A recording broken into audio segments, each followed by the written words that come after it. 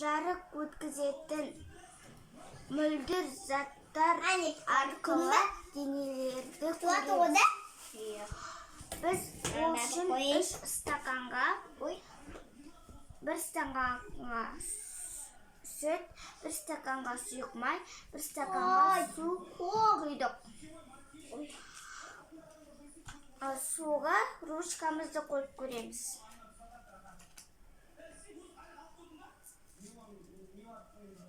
Ручка көрінді. Ал енді сұйық майға қойып көреміз. Сұйық майда көрінді. Ал сүтте көрінбейді. Демек, су мен сұйық май мөлдір заттар болады.